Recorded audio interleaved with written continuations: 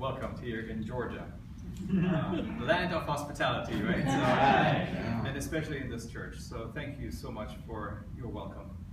On my way over to the church, I actually stopped at the wrong church, at the Lutheran church. They didn't know any Frank Schaefer, so I just continued. But I actually had a phone call, an interesting phone call from a reporter from the Sydney Morning Herald. Wow. Yeah, his name was Nick, and he spoke with a really thick Australian accent. I had trouble understanding him. But so he had read my book, that some of you have gotten today. And so he had some more questions on that before he wrote his article, and then I answered his question as best as I could, and then he said to me, we would, here in Australia, we would call you a rat bag. I said, a rat bag? What is a rat bag? He said, somebody who challenges authority. Yes. And at first I thought, that's pretty neat. But then I got to thinking about this, and I was thinking, that's not me. I'm not a rat bag. Because what I did was really an act of love. It wasn't a rebellious act toward the church. It was an act of love. What I did as I married my son Tim to another man in 2007 was because of the history that had been there. My son had been harmed and hurt by the doctrine of the church. Because when he went with me to an annual conference session, when he was only 13, 14 years old, there was a debate on the floor at that time in that session about homosexuality, and it got really heated.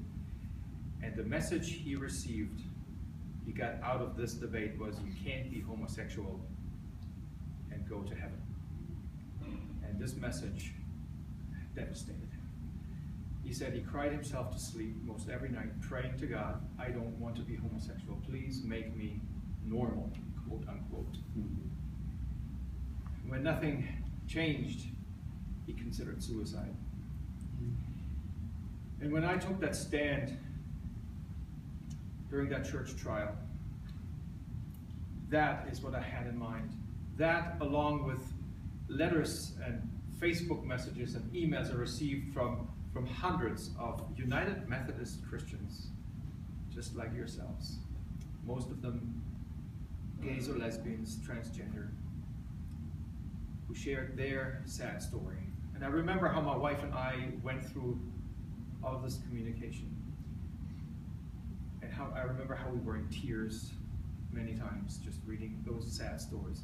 That's what was on my mind when I stood up to this church of ours, the United Methodist Church, and when I said, with a lot of love in my heart, but we have to stop the discrimination. It has to stop. We are harming the beloved people of God, people that are created in God's image just as we are.